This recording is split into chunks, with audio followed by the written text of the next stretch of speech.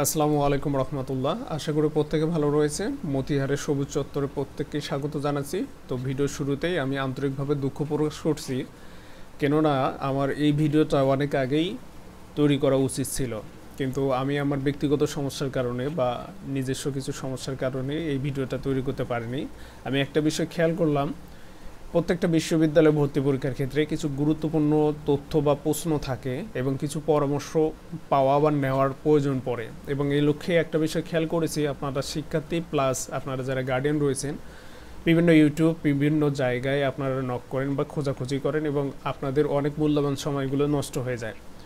তো আসলে আমরা যারা ইউটিউবিং করি আমাদের পক্ষ থেকে অনেকে আমরা আপনাদের সহায়তা করতেছি বা সঠিক পরামর্শ দিতেছি। তো সেই লক্ষ্যে আমি শেষ সময় এসে রাজশাহী বিশ্ববিদ্যালয়ের ভর্তি পরীক্ষা নিয়ে 3টা পর্বে কিছু গুরুত্বপূর্ণ তথ্য দেবো। এখানে উল্লেখ্য, আমি যেহেতু বি ইউনিট নিয়ে কাজ করি অর্থাৎ কমার্স নিয়ে কাজ করি, সুতরাং কমার্স থেকে আমার কাছ থেকে সর্বোচ্চ সাপোর্টটা পাবেন। আর তবে মার্কেটিং মানবিক এবং বিজ্ঞান শাখার যারা শিক্ষার্থী রয়েছেন তারা এই ভিডিওতে কিছু সংখ্যক তথ্য পাবেন যে তথ্যগুলো আপনাদের দরকার। এছাড়া আমি অন্য বিভাগ যারা রয়েছে তাদের কাছে ক্ষমা প্রার্থনা করতেছি এই কারণেই, কারণ আমি তোমাদের শিক্ষার্থীদের সহায়তা করতে পারতেছি না। তো যাই হোক না কেন, মূল আলোচনায় যেটা আসবে এবং আপনাদের একটা করণীয় আছে, আপনাদের আমি যে প্রশ্নগুলোর অ্যান্সার দেবো এই অ্যান্সার দেওয়ার পরেও যদি আপনাদের যদি কোনো কোশ্চেন থাকে সেগুলো অবশ্যই কমেন্ট করে জানাবেন এবং আপনাদের বন্ধুদের মেনশন করে জানাবেন যাতে ওরা শেষ সময়ে সেই তথ্যগুলো জানতে পারে। আমি ইতিমধ্যেই কেন 80% শিক্ষার্থী বিশ্ববিদ্যালয়ে ভর্তি পরীক্ষাগুলোতে ব্যর্থ হয় এবং এই আমাদের রাজশাহী বিশ্ববিদ্যালয়ে আরও কয়েকটা গুরুত্বপূর্ণ ভিডিও তৈরি করেছে, ওগুলো দয়া করে দেখে নেবেন। আপনাদের 81 নম্বর কোশ্চেন নতুন করে OMR Sheet। তো মূলত আজকের এই ভিডিওতে 3টা পর্বে আমরা অনেকগুলো প্রশ্নের অ্যান্সার জানার চেষ্টা করব।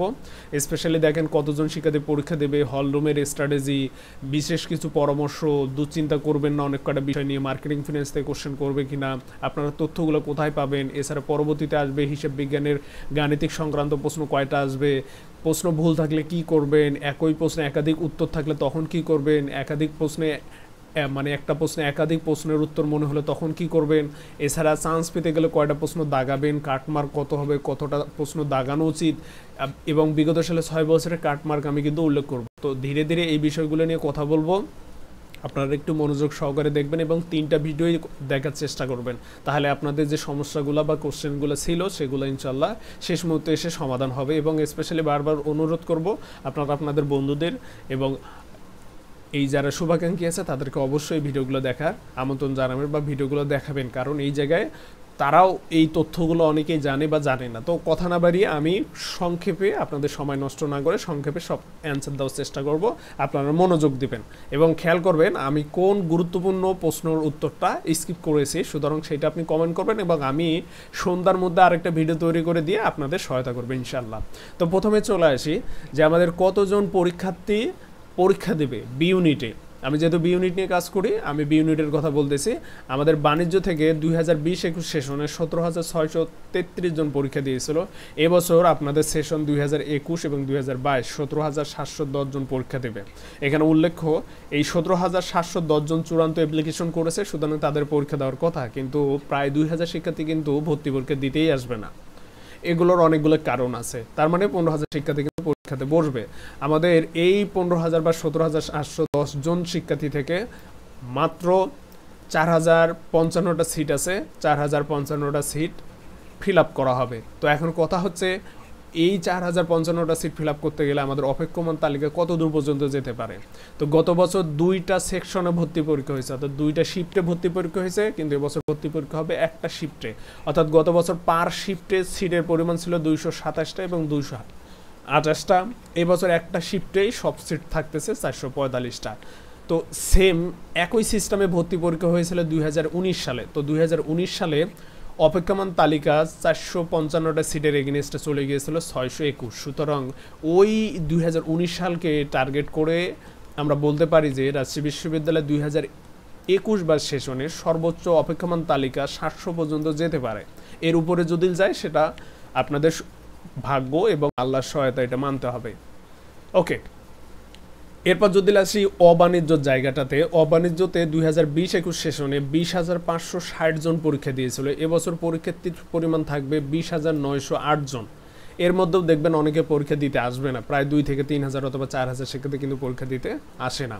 তো তাদের আসলে সিট কয়টা? তাদের আসলে বিজ্ঞান শাখার সিট হচ্ছে 85টা এবং মানবিক শাখার সিট হচ্ছে হলো 20টা।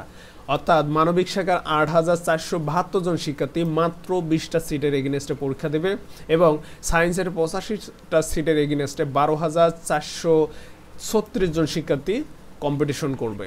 এখন কথা হলো আপনাদের অপেক্ষমান তালিকাগুলোর ডাটা আমার কাছে সঠিকভাবে নেই, তবে হ্যাঁ 2020 সালের ডাটাগুলো আছে, যেহেতু 3টা শিফটে 3টা মানে ক্যাটাগরি ওয়াইজ আপনাদের নিয়েছে এবং এখানে 163 পর্যন্ত এক গ্রুপে সর্বোচ্চ হাইস্ট হয়েছে, আর এটা সায়েন্সের বললাম, আর আর্টসের 120 না 30 পর্যন্ত চলে, না 86 পর্যন্ত চলে গিয়েছিল এমন। তো যেহেতু গত বছরের ডাটা বা গত বছরের ইনফরমেশনটা এবছর ইফেক্টিভ হবে না, সুতরাং ওই জিনিসগুলো নিয়ে আপনারা চিন্তা করেন না। আপনাদের যেটা হচ্ছে কাট মার্কটা মানে অপেক্ষমান তালিকা, সেটা মোটামুটিভাবে দেখা যাচ্ছে যে 250 ওই পাশে অটোমেটিক্যালি চলে যায়, যেমন সায়েন্সের ক্ষেত্রে তো অনেক দূর চলে যায় 300-250 এমন, আর্টসের ক্ষেত্রে 100-র মধ্যে বা 150-র মধ্যেই কিন্তু থেকে যাবে ইনশাল্লাহ। তো এই ছিল বিষয়। আপনাদের কাটমার্ক সম্পর্কে আমার ধারণা নেই, কাটমার্ক নিয়ে পরে কথা বলতেছি। পরীক্ষার হল রুমে করণীয় কি? তাহলে পরীক্ষার হল রুমে আপনার কিছু করণীয় আছে। এই জায়গায় এই কোশ্চেন অ্যান্সারটা করেই সম্ভবত আমাকে ভিডিওটা ছোট করতে হবে, কারণ অন্যথায় ভিডিওটা অনেক বড় হয়ে যাবে। তো এই জায়গায় কথাটা বলে নেই, পরীক্ষার হল রুমে কী করবেন, অন্তপক্ষে 30 মিনিট পূর্বেই আসবেন। OMR শিট পূরণের নিয়মাবলী, তাহলে আপনাদের OMR শিটটা আগে আমি দেখাই দিই। এই হচ্ছে আমাদের রাজশাহী বিশ্ববিদ্যালয় অফিসিয়াল OMR শিট। সে OMR শিট সেট কোড কথাটা আগেই বলে নেই, প্রশ্নে সেট কোড দেওয়া থাকবে, আপনি সেই প্রশ্নে সেট কোডটা দেখে এখানে পূরণ করবেন এবং এই সেট কোডটা ইংলিশেই লিখবেন, ইংলিশেই পূরণ করে ফেলবেন। আপনার রোল নাম্বার, অর্থাৎ আপনাদের যে এডমিট কার্ড দেওয়া আছে সেই এডমিট কার্ডে খেয়াল করবেন এখানে রোল নাম্বার দেওয়া আছে, সেই রোল নাম্বারটা আপনাদের হচ্ছে এই OMR শিটে বসাবেন। এখন OMR শিটেও রোল নাম্বারটা ইংলিশে বসাবেন। এখানে ঘর আছে কয়টা? 1টা 2টা 3টা 4টা 5টা, এবং মজার বিষয় দেখেন আপনাদের কিন্তু রোল নাম্বার 1টা 2টা 3টা 4টা 5টায় আছে, সুতরাং বসাতে কোনো সমস্যা হওয়ার কোনো প্রশ্নই আসতেছে না। তাহলে ইংলিশেই আপনারা আপনাদের রোল নাম্বারটা দিবেন এবং যথাযথভাবে এগুলো পূরণ করবেন। যদি রোল নাম্বার ভুল করে থাকেন তাহলে কিন্তু আপনার OMR শিটটা বাতিল বলে গণ্য করা হবে। এখানে বলেই দেওয়া আছে অবাঞ্ছিত লেখা দাগ এগুলোর কারণে উত্তরপত্র বাতিল করা হবে, সুতরাং এই বিষয়টাতে সতর্ক থাকবেন। এখানে গুরুত্বপূর্ণ কিছু তথ্য আছে, পড়ে নেন একটু, হ্যাঁ গুরুত্বপূর্ণ তথ্য আছে, পড়ে নেন, অলরেডি একটা নিয়ে ভিডিও তৈরি করেছি। তাহলে অনেক সময় দেখা যাবে যে আপনি এই জায়গাগুলোতে লিখতে ভুল করবেন। যদি লিখতে ভুল করেন খুবই কাটাকাটি ঘষাঘষি করবেন না, সিম্পল এক লাইন দিয়ে কেটে দিবেন, কেটে দিয়ে সঠিকটা লিখবেন এবং সঠিকটা পূরণ করার চেষ্টা করবেন। যদি একান্তই বেশিবার ভুল বা বেশিবার যদি এই কাটাকাটি করার প্রয়োজন পড়ে তাহলে টিচারকে রিকোয়েস্ট করে আরেকটা OMR শিট নেবেন।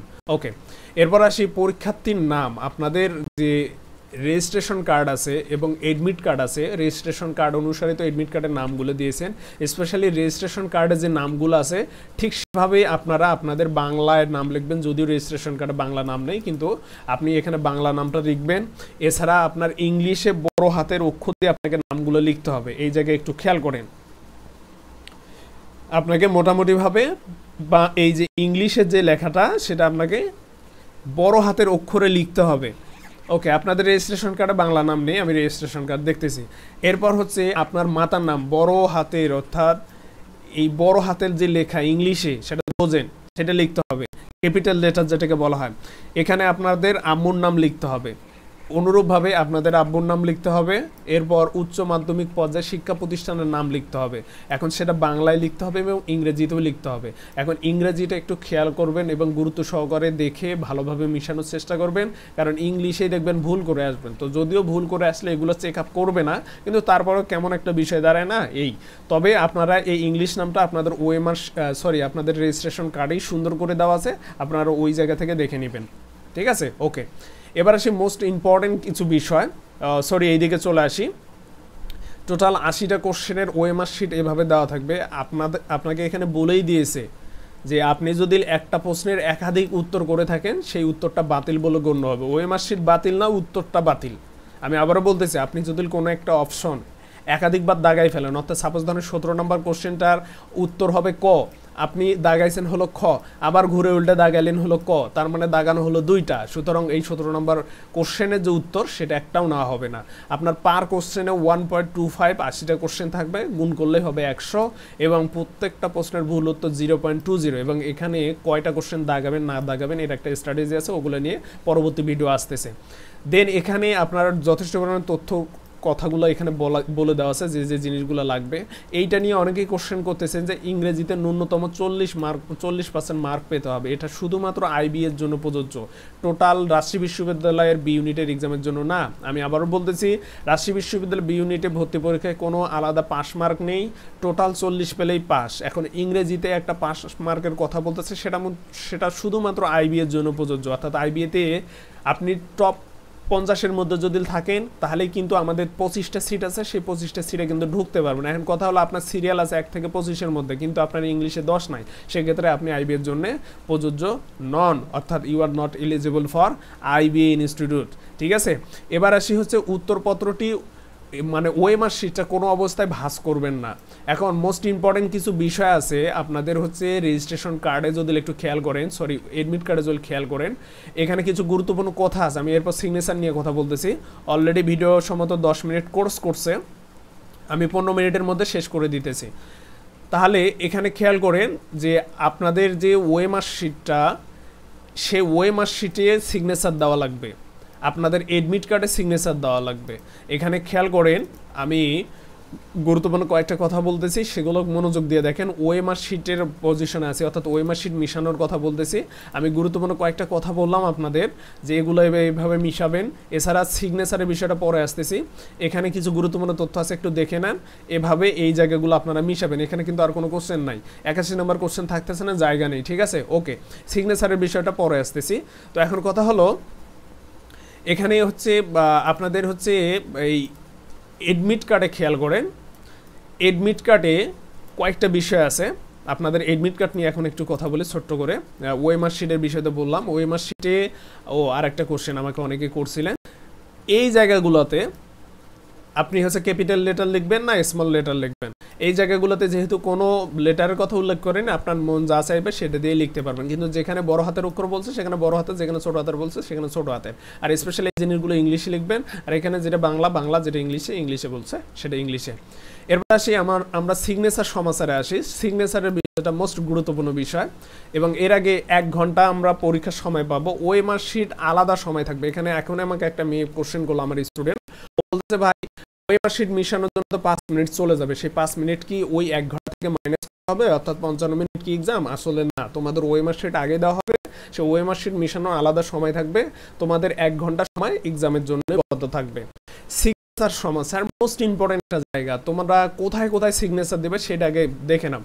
তোমাদের এডমিট কার্ডটা 2 কপি, একটা ইউনিভার্সিটি কপি আর একটা হলো স্টুডেন্ট কপি। তোমরা খেয়াল করো, এই যে দেখো, একটা ক্যান্ডিডেট কপি আর একটা হচ্ছে আমাদের হলো স্টুডেন্ট কপি। তাহলে এই যে ক্যান্ডিডেট কপি আর হচ্ছে স্টুডেন্ট কপি, এই জায়গাগুলো একটু খেয়াল করেন। দুইটাতেই আপনাকে সিগনেচার করার জায়গা কিন্তু দেওয়া আছে, আপনার দুইটাতেই কিন্তু সিগনেচার দেওয়ার জায়গা আছে। এই যে খেয়াল করেন, দুইটাতেই সিগনেচার দেওয়ার জায়গা আছে। স্টুডেন্ট কপিতেও সিগনেচার দেওয়ার জায়গা আছে এবং ইউনিভার্সিটি কপিতেও সিগনেচার দেওয়ার জায়গা আছে। তাহলে আপনারা যারা এখনও সিগনেচার দেয়নি, দয়া করে সিগনেচারটা দিবেন। ওকে, সিগনেচার তো দিবেন। এখন কথা হলো সিগনেচার কিভাবে দিবেন। আপনার রেজিস্ট্রেশন কার্ড দেখেন, রেজিস্ট্রেশন কার্ডে সিগনেচারের জায়গা আছে। আমি ওইটা দেখালাম না, কারণ ওই বিষয়গুলো সেন্সিটিভ, যার কারণে রেজিস্ট্রেশন কার্ডটা আমি দেখালাম না। আপনারা খেয়াল করেন, আপনাদের রেজিস্ট্রেশন কার্ডে সিগনেচার করার জায়গা আছে। সুতরাং ওই জায়গায় যে সিগনেচার দিয়েছেন, ঠিক একই সিগনেচার এই জায়গায় দিবেন। ঠিক একই সিগনেচার আপনাকে ওএমআর শিটে দিতে হবে, আপনাকে একই সিগনেচার এই ওএমআর শিটে দিতে হবে। তাহলে ওএমআর শিটে আপনারা সিগনেচার নিতে হবে, কিন্তু আপনাদের দেখেন, খেয়াল করেন, আপনাদের অনেকগুলো সিগনেচার নিতে হবে, এবং এই সিগনেচারগুলো যদি সঠিকভাবে না নেন বা না দেন, তাহলে কিন্তু ওএমআর শিট বাতিল হবে। যেমন আপনাদের ওএমআর শিটে আপনাদের শিক্ষার্থীদের সিগনেচার দিতে হবে, আপনার রেজিস্ট্রেশন কার্ডে যেভাবে দিয়েছেন ঠিক সেভাবে। এখন রেজিস্ট্রেশন কার্ডের নাম বড় সমস্যা নেই, এখানেও নাম বড়, লেখার এত বড় জায়গা লাগে আপনার নাম লিখতে, সুতরাং ওগুলো নিয়ে টেনশন করার দরকার নেই। দ্বিতীয় যে সিগনেচারটা লাগবে, আপনার পরীক্ষার পরিদর্শক যিনি থাকবেন তার সিগনেচারটা লাগবেই। যদি পরিদর্শকের সিগনেচার না থাকে তাহলে কিন্তু আপনার ওএমআর শিটটা টোটালি বাতিল। ওকে, এটা গেল ওএমআর শিটে সিগনেচার। তাহলে ওএমআর শিটে 2টা সিগনেচারের প্রয়োজন পড়বে, কিন্তু মোস্ট ইম্পর্টেন্ট বিষয় হচ্ছে আপনার এডমিট কার্ডে সিগনেচার লাগবে। এখানে বলেই দেওয়া আছে, আমি এইটা শুধু পরে ভিডিওটা স্কিপ করে পরবর্তী আরেকটা ভিডিও তৈরি করব। এখানে খেয়াল করেন, এখানে বলেই দেওয়া আছে যে ভর্তি পরীক্ষার সময় প্রার্থীকে উল্লেখিত 2 পৃষ্ঠার প্রবেশপত্র অর্থাৎ একটা স্টুডেন্ট কপি আর একটা হলো ইউনিভার্সিটি কপি এবং উচ্চ মাধ্যমিক রেজিস্ট্রেশন কার্ড নিয়ে আসতে হবে। যাদের এখানে বলা আছে মূল রেজিস্ট্রেশন কার্ড, বেসিক্যালি আসলে যারা ন্যাশনাল বিশ্ববিদ্যালয়ে ভর্তি হয়েছেন তাদের কাছে তো দেখা যাচ্ছে যে মূল রেজিস্ট্রেশন কার্ড নেই, সুতরাং তারা রেজিস্ট্রেশন কার্ডের ফটোকপি সত্যায়িত কপি নিয়ে আসলেই হবে। ওকে, তাহলে এই যে প্রার্থীরা, এবং আপনাদের একটা কথা বলি, আপনাদের কিন্তু এডমিট কার্ড 2টা লাগবে। আপনারা 2টা এডমিট কার্ড ডাউনলোড করবেন, একটা স্টুডেন্ট কপি আর একটা হলো ইউনিভার্সিটির কপি। তাহলে এই যে 2টা কপি আছে, সেই 2টা কপিতে আপনার কি করতে হবে, দায়িত্বপ্রাপ্ত যে পরিদর্শক থাকবে, শিক্ষক থাকবে, তার সিগনেচার এমনভাবে দিতে হবে যাতে আপনার অর্ধেক পিকচারের উপর থাকে, অর্ধেক কি বাইরে থাকে। তো এখন স্যার সেটা ভালোভাবে জানে, ওটা নিয়ে টেনশন করতে হবে না। আপনার টেনশন করতে হবে যে আমাকে সিগনেচার নিতে হবে কোথায়, আমার এডমিট কার্ডে, আমার OMR শিটে। এই এখন এডমিট কার্ড 2টাতেই আপনার সিগনেচার লাগবে। এই যে দেখেন 2টাতেই সিগনেচার লাগবে। এবং মোস্ট ইম্পর্টেন্ট কথা এখানে বলা আছে, আমার আসলে কালার থাকলে কালার করে দেওয়াটা বেটার হবে। দাঁড়ান একটু আমি কালার অপশনটা অন করে নেই, তাহলে এটা বেটার হয়ে যাবে।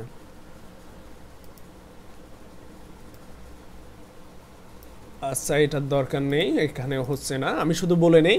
এখানে দেখেন আপনাদের হচ্ছে সিগনেচার করার পর আপনাদের ইউনিভার্সিটি কপিটা ওই স্যারকে দিতে হবে, আর স্টুডেন্ট কপিটা আপনাদের কাছে রাখতে হবে। আপনাদের একটু কি বলে এডমিট কার্ডটা বের করেন ভাই, আপনার এডমিট কার্ডটা বের করেন, 5 নম্বর জায়গাতে আসেন, ওই জায়গায় লেখা আছে যে 2টাতেই সিগনেচার করবেন এবং একটা সিগনেচার করে স্যার নিয়ে নিবে আর একটা আপনার কাছে রাখতে হবে। এখন কথা হলো, এই যে দেখুন উপরে লেখা আছে ইউনিভার্সিটি কপি এবং এই যে দেখেন লেখা আছে ক্যান্ডিডেট কপি। তাহলে স্টুডেন্ট কপি এবং ক্যান্ডিডেট কপি, এই ক্যান্ডিডেট কপিটা আপনি রেখে দিবেন আর এই ইউনিভার্সিটি কপিটা স্যারকে দিয়ে দিবেন, অর্থাৎ স্যার এটা নিয়ে নিবে। আর স্টুডেন্ট কপিটা হারাবেন না, কারণ পরবর্তীতে ভাইভাতে লাগবে। তো এখানে অনেকগুলো গুরুত্বপূর্ণ তথ্য দেওয়া আছে। এই যে দেখেন পেন্সিল ব্যবহার নিষিদ্ধ, কিন্তু এটা কোথায়, উত্তরপত্র সহ সকল প্রকার লেখার কাজে পেন্সিল ব্যবহার নিষিদ্ধ করছে, কিন্তু আপনি পেন্সিলটা দিয়ে আপনি আপনার খসড়ার কাজটা করতে পারেন কোশ্চেনে। অনেকে বলতেছেন রাফ করার প্রয়োজন পড়বে, রাফ করার প্রয়োজনে যে জায়গাটা দরকার সেই জায়গাটা আসলে কোশ্চেনে থাকে। আর রাফ করার জন্য আহামরি অতগুলো অঙ্ক আসবে না, আমি অঙ্ক কয়টা আসবে সেগুলো পরে ভিডিওতে বলে দিতেছি, ঠিক আছে। তো এই বিষয়গুলো একটু দেখেন, আপনাকে ইলেকট্রনিক ডিভাইস নিয়ে রুমে ঢুকতে দিবে না। অনেকে আমাকে বলতেছে ভাই আমার তো কেউ নাই, আমি আমার মোবাইল এগুলো কোথায় রাখবো। তো আপনার যদি মোবাইল থাকে সেই মোবাইলগুলো আপনি বাইরে রাখতে পারবেন, অথবা যখন ক্যাম্পাসে হল রুমে ঢুকবেন সেখানে সাইডে রাখার জায়গা থাকবে, বিএনসিসির লোকেরা থাকবে, তাদের কাছে রাখতে পারবেন, ঠিক আছে। তো আমি বলবো কোশ্চেনটা শেষ করে দেয়, মানে এই ভিডিওটা শেষ করে দেয়, অলরেডি সম্ভবত 20 মিনিটের কাছাকাছি চলে যাচ্ছে, শেষ করে দেই। তো পরবর্তী ভিডিওটা দেখবেন অবশ্যই, ওখানে আরও বলবো। আমি কিন্তু অতিরিক্ত কোনো কথা বলিনি, গুরুত্বপূর্ণ কথা বলতে আমার এত সময় চলে গেল। ওকে, তো আপনারা একটু আপনাদের এডমিট কার্ডটা দেখবেন। তাহলে আমি আপনাদের কি বললাম, আপনাদের মোটামুটি 2টা কোশ্চেন অ্যান্সার দিলাম, সিগনেচার সমাচার বললাম, OMR শিটে সিগনেচার নেবেন 2টা, একটা নিজে দিবেন আর একটা পরিদর্শকের নেবেন। এডমিট কার্ড আপনার 2টা আছে, একটা স্টুডেন্ট কপি আর একটা হলো ইউনিভার্সিটি কপি, ওইটাতেও সিগনেচার নেবেন, ইউনিভার্সিটি কপিটা স্যারদের দিয়ে দিবেন আর হলো স্টুডেন্ট কপিটা আপনার কাছে রাখবেন। এই হচ্ছে হলো এডমিট কার্ডের সমাচার। ওকে, এরপর পরবর্তী ভিডিওতে আমরা বাকি গুরুত্বপূর্ণ কথাগুলো বলবো ইনশাল্লাহ। পরবর্তী ভিডিওগুলো দেখবেন। সবাই ভালো থাকবেন, সুস্থ থাকবেন, আল্লাহ হাফেজ।